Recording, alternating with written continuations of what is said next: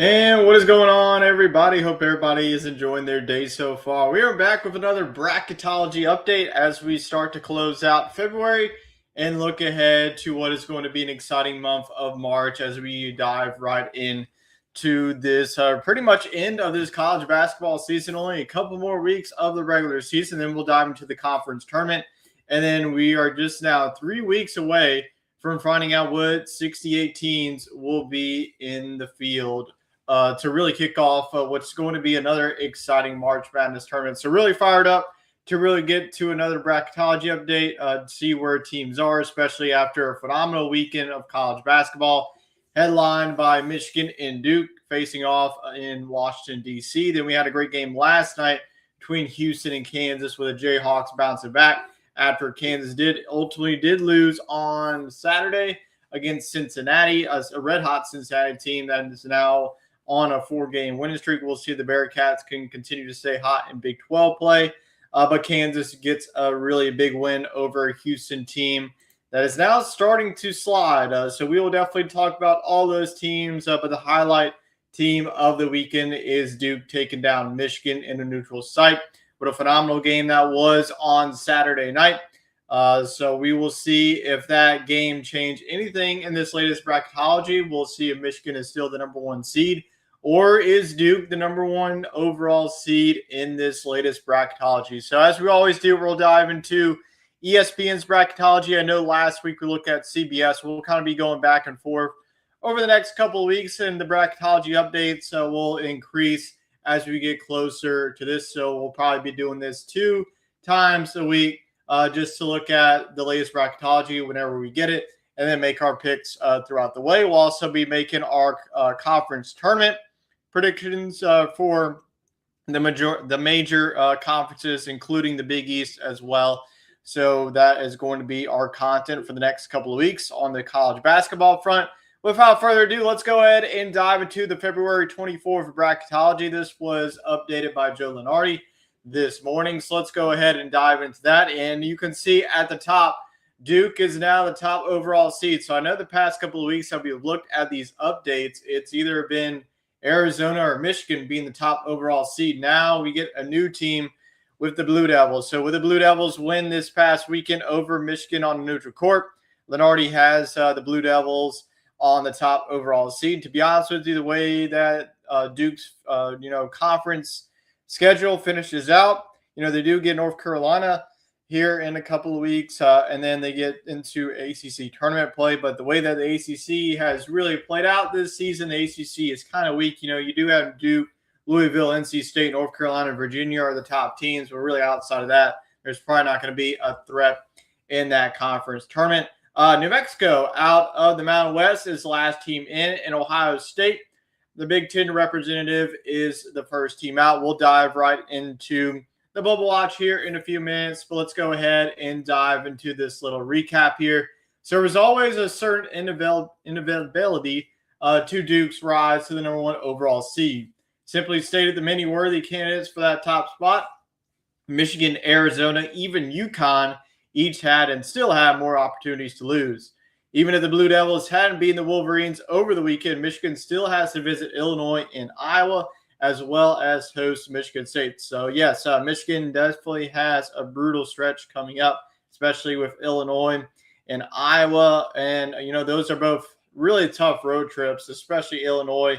Iowa's playing pretty good basketball here down the stretch. And then Michigan State, their arch rival, who they won against, I believe it was just a couple of weeks ago. They defeat the Spartans on their court. But Michigan definitely has a tougher test compared to the other teams, including Duke. But continue on. The other contenders are also more likely than Duke to lose in their conference tournaments. It's clear the Blue Devils control their destiny with respect to bracket placement and seeding, which means we could probably brace for that Navy Blue D at the top of the selection show on March 15th. So like I mentioned at the top of here, Duke's path compared to, the Michigans, Arizona's of the world is definitely more manageable. I'm not going to say it's like easy cut and draw like Duke is going to win out. I mean, they could lose a game like North Carolina at home.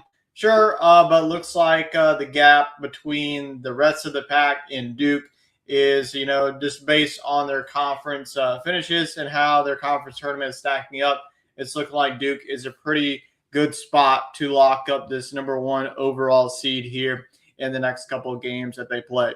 So now let's dive into the overall bracket. Then we'll dive into who's on the bubble. We already saw teams like New Mexico and Ohio State, with New Mexico being on the right side of the bubble. So let me go ahead. Looks like this is kind of lagging here, so give it a brief moment.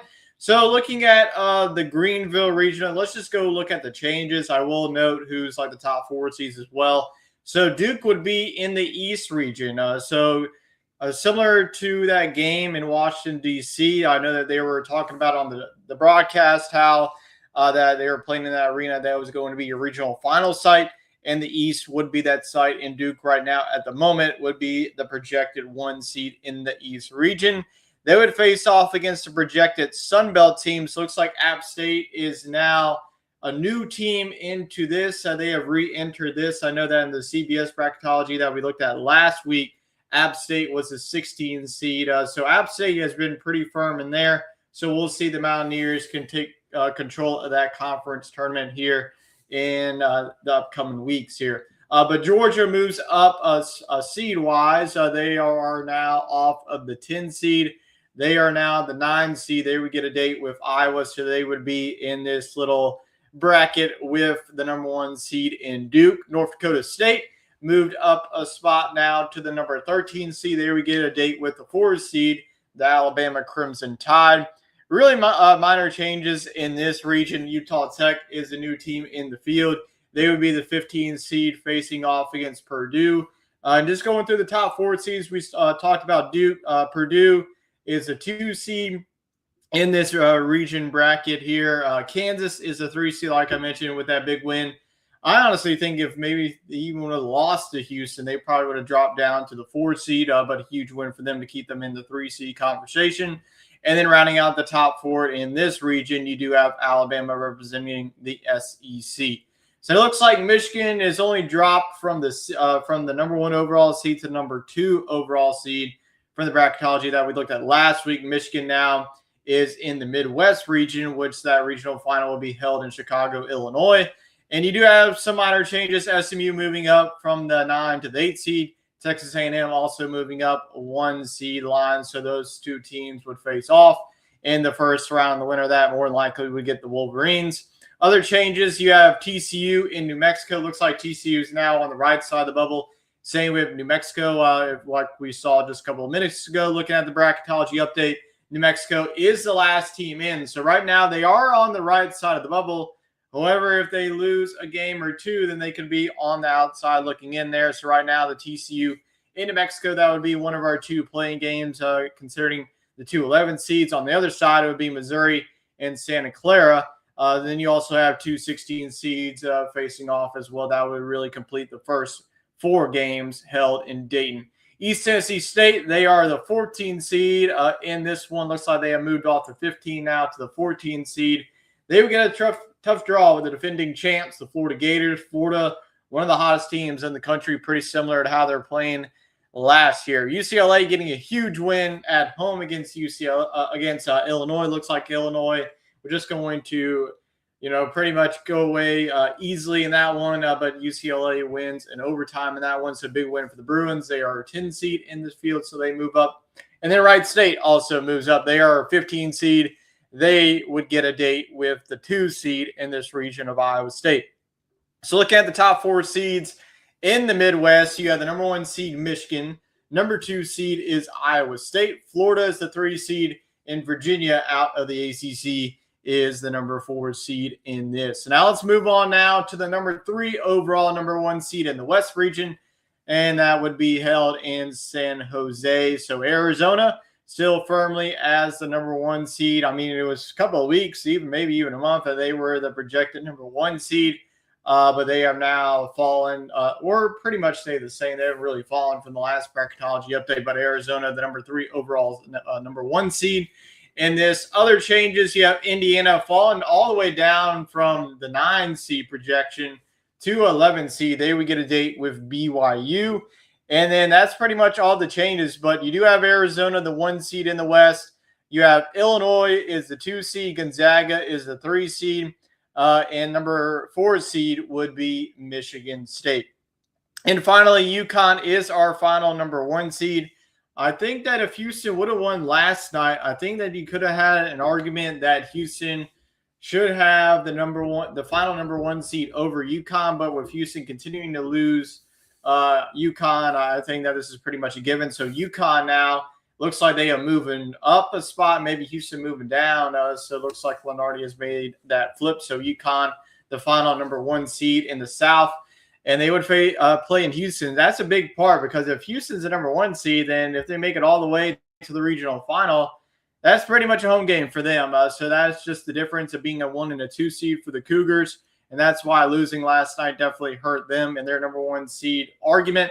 But other changes, you have Kentucky and Clemson, both teams truly trending in the wrong direction. Kentucky moving off 2 seed spots. They were projected 6 seed. Now they are number 8 seed, and they would get a tough draw here with having UConn in the second round. They do, get past the number 9 seed in Clemson. So Clemson moving off the 8 seed now to the 9 seed, which doesn't really matter. I mean, you're an 8, you're a 9, so you're going to face off against the 9 seed anyways. But Kentucky, though, is another big blow that I've seen in this update. Texas Tech has moved down a seed from a 3 to a 4 seed. The injury to JT Toppin is definitely probably going to hurt their chances. I know that I had Texas Tech moving all the way to the Final Four, but with no longer having JT Toppin, that might change my outlook on how far I will have the Red Raiders in this latest prediction that we're going to be doing here.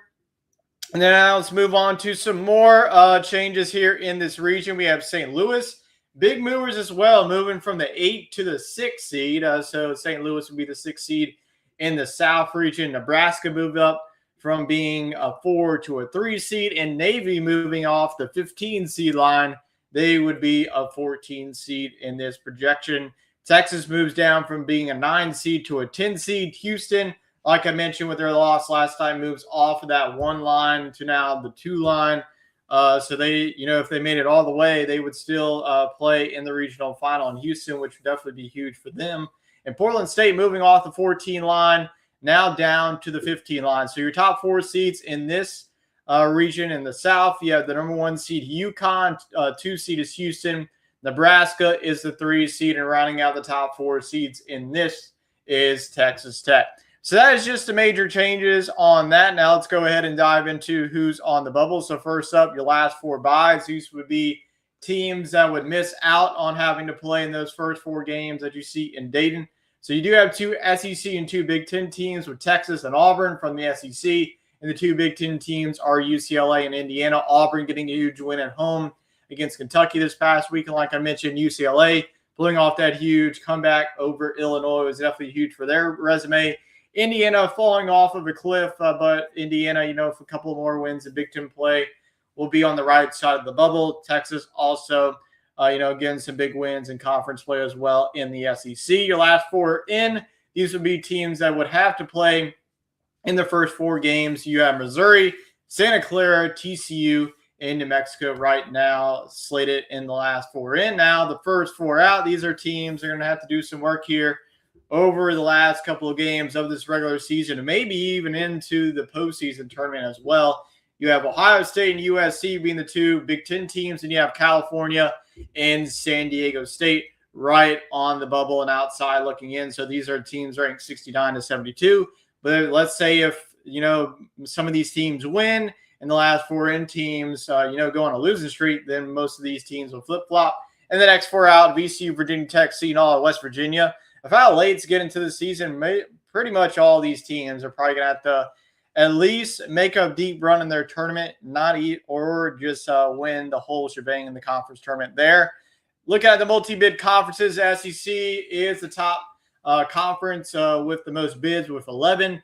Big Ten is right behind them with 9 bids. ACC and Big 12 right now tied currently with 8. Big East and West Coast also tied with 3 bids. And the Mountain West rounding out the multi-bid conferences with 2 bids. I'm sure that's going to change as we get closer here. And now, as we always do here, let's go ahead and I'm going to go ahead and reboot this site. and we're going to get right into our latest predictions here as we will look at, like we mentioned, the latest bracketology, and then we will fill it out here as we always do, make our predictions. Our national champion has been Michigan for feels like the last couple of weeks, but we will see if that changes, especially with the Wolverines draw now being the number 2 overall seed in this tournament. So now let's dive into our first region. This will be the East region, which will feature the number 1 seed overall in the field of 68. It's the Duke Blue Devils. They get the Sun Belt champs projection at this time, App State. I don't think that Duke's going to really have a problem this one. I am going to go with the Blue Devils moving on to the second round. So I don't see a major upset happening right now, this moment. Now let's move on to our first 8-9 matchup. We have Iowa facing off against Georgia. Now, Georgia's offense, looking at the KenPom, they're a top 25 offense. So this is a very talented offense. So let me go ahead. I'm going to go with Georgia in this one. These are two teams that you really can't figure out this season. There's a lot of roller coaster rides, but I'm going to go with the Georgia Bulldogs getting this one done in the first 9-8 matchup. Then we have St. John's in Liberty. There's always, it feels like in every tournament, a 12 seed or a 13 seed pulling off an upset. I just don't really see it here. St. John's have really been cruising ever since they got to Big East play. Right now, you look at the overall standings. St. John's is number 1. UConn is number 2. The Huskies are a half game behind them. And St. John's has just been piling up some wins here over the last couple of weeks. So St. John's looking mighty impressive. Alabama and North Dakota State feels like we've seen this matchup in the regular season a couple of times. But I'm going to go with Alabama. I mean, if Alabama is on fire beyond the arc, then the Crimson Tide could put up 90 easily. So I just don't think that North Dakota State's defense would be prepared for that challenge. So give me the Crimson Tide. Then we have Louisville facing off against the winner of Missouri in Santa Clara. Give me Missouri, and give me Missouri to pull this thing off. Missouri is starting to really figure things out here. They get a huge win in the midweek against Vandy. Vandy almost, had a half-court buzzer beater to really destroy Missouri's chances of making the field. Santa Clara also a very talented basketball team. That would really be a great, first-round game if we do get that. But I'm going to go with Missouri pulling this one out against Louisville. Now we have Kansas and Austin Peay and the 33 and the 14. I will go Kansas. Now Kansas is, this is a team that can beat anybody. But look at the Cincinnati game. I mean, there's been like a couple of instances this season where they just lay an egg. But this is a very talented team that I think that could really make a deep run in this 2026 tournament. Now let's move on to our 7 and 10. I'm going to have another slight upset. I'm going to go with UCF pulling this one out. I just think that UCF is battle tested. I mean, the Big 12 teams, all of them, every single week, it's a meat grinder in the Big 12. So I just think that the Big 12 teams are really going to flex their muscle once it gets to this tournament. Nothing against Utah State. They are a very talented bunch. But I'm just going to go with UCF in that squad. Then we have Purdue versus 15 seed Utah Tech. Don't see the Boilermakers really, sweating much in this game. I'm going to go with the Boilermakers really passing this test with flying colors there. So we will continue on with the East region as we go on now to our second round matchups. We have the number 1 seed Duke facing off against the number 9 seed Georgia. Don't see another problem. Though, like I mentioned, Georgia's offense, one of the more talented offenses out of the SEC. But I'm going to go the Blue Devils. And then we have St. John's and Alabama. Would be a high-scoring game between both of these. But I'm going to go actually with St. John's in this one. Give me St. John's and the Fighting Rick Pitinos to pull off a slight 5-4 upset in this matchup. Then we have a border war between the 11 seed Missouri and Kansas. I think that Missouri's run ends here, though. This would be a great game. If you get a rivalry game in the field of 68, you are definitely going to be winning that. But I think that Kansas moves on there. Then we have UCF and Purdue. I think that Purdue is going to get everything from UCF in this matchup, but Purdue will advance on here. Then we have Duke facing off against St. John's in the 1 versus the 5. Once again, I just think that Duke is a very battle-tested team. They played a very tough non-conference. You play Michigan in February, which we don't really see happening anymore in college basketball. So I'm going to go with the Blue Devils moving on there. And then we have Kansas and Purdue. I'm going to go with Kansas in the slight 3 over the 2 seed. Like I mentioned, you just don't know what Kansas team we're going to get. I think that Kansas has all the talent in the world to make a deep run. Then we have Duke and Kansas, 2 blue bloods going at it in the Elite 8. ultimately I'm going to have the number 1 overall seed advancing all the way to the Final Four. So that is our top left. Now let's go on to the top right portion of the bracket as we have the Michigan Wolverines, your number 2 overall, number 1 seed in this projected field. Then we have them facing off against Southeast Missouri and Bethune-Cookman. I will have the Bethune-Cookman, winning that game, but I just think that Michigan is going to run over whoever wins that game. So give me the Wolverines. Then we have SMU and Texas A&M, a clean old-fashioned rivalry game, an in-state battle that we get in the first round. But I am going to go with Buckyball and Texas A&M pulling off the 9/8 upset, if you want to call it. I just don't really see the 9/8 upsets. But I guess in seed-wise, you do have to call an upset. Then we have Vanderbilt and Belmont. I mean, Vanderbilt is the team I just cannot figure out whatsoever. So I'm going to go with Belmont. Like, Vandy is a team that I just can't really trust at this moment. So, like I mentioned, you just got to pull the trigger on at least 12/5, maybe even over 13/5, 13/4, as well. But I will go with Belmont, the Bruins, pulling off this upset against the Commodores.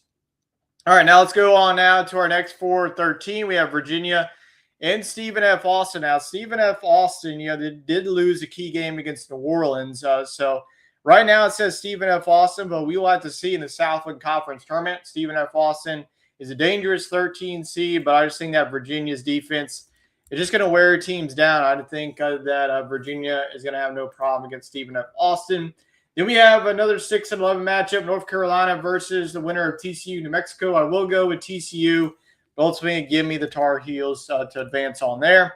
Then we have Florida, the defending champs, facing off against East Tennessee State. I'm sorry, East Tennessee State just don't really stand a chance against Florida. This is one of the hottest teams in all of college basketball right now, so how could you pick against them?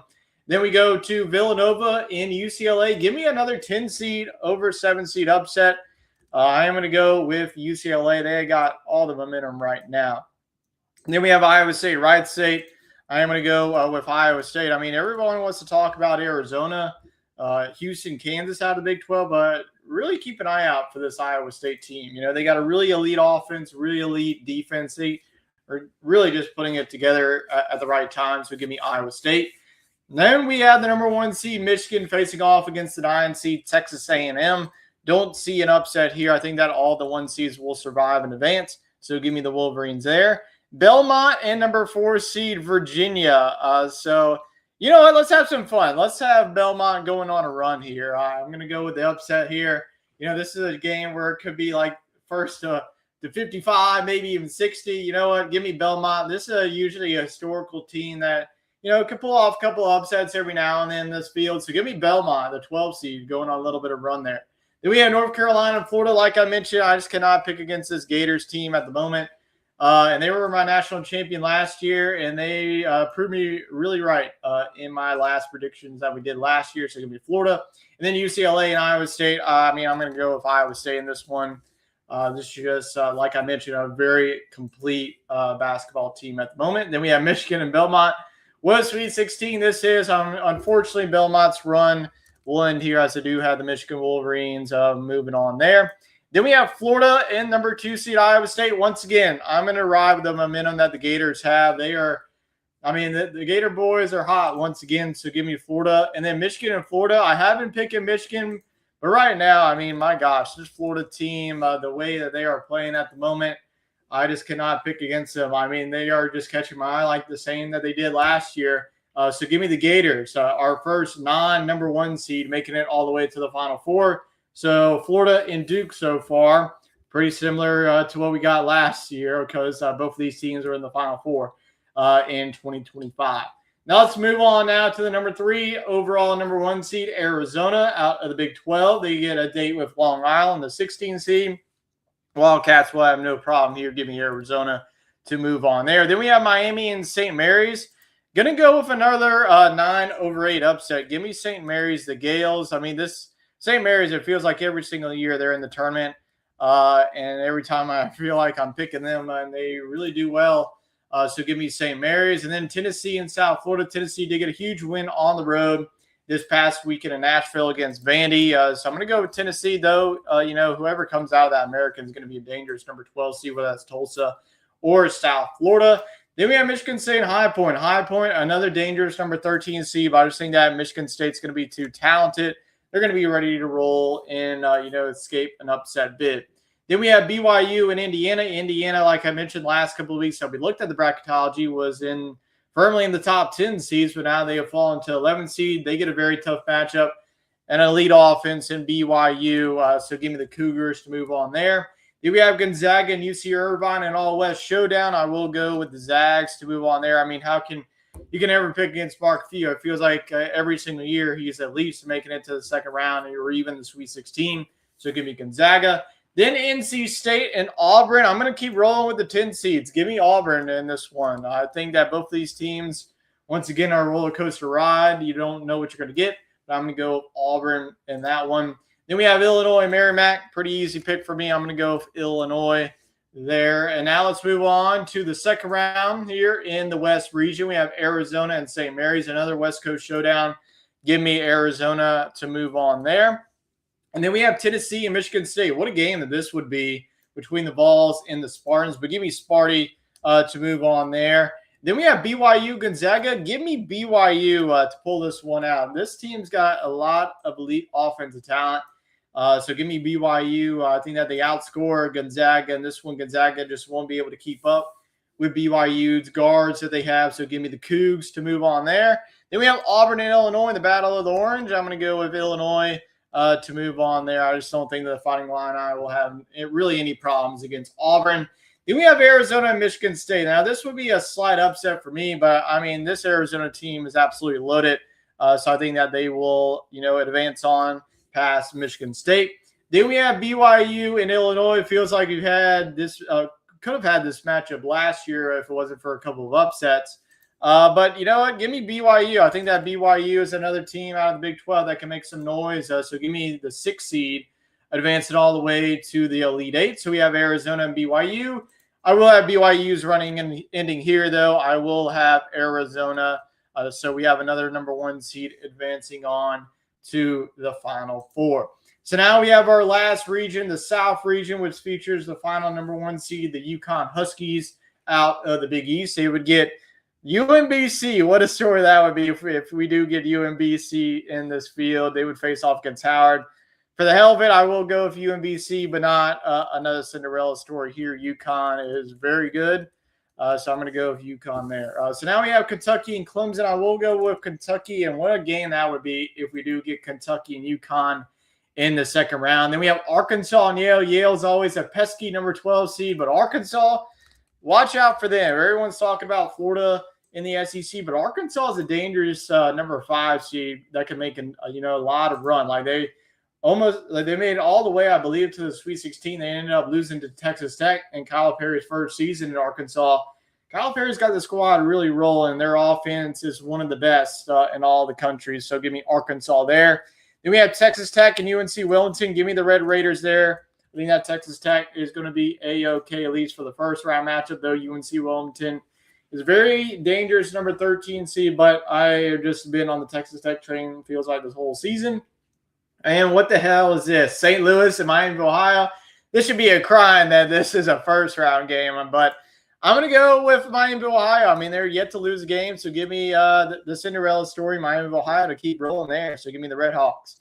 Then we have Nebraska and Navy. I will go with the number 3 seed here in Nebraska. So give me, Nebraska to move on there. Then we have Wisconsin and Texas, the 7 and the 10. I'm going to go with Wisconsin there. Texas is just a team I just can't get behind, kind of similar to Vandy. But I'm going to go with Wisconsin there.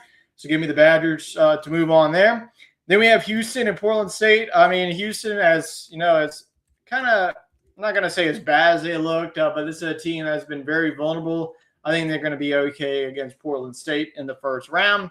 Let's go on out to the second round. Like I mentioned, what a game that we get in the second round. UConn and Kentucky. I will go with UConn to move on there. Then we have Arkansas and Texas Tech, a rematch of last year's Sweet 16. If you remember, Texas Tech did storm all the way back.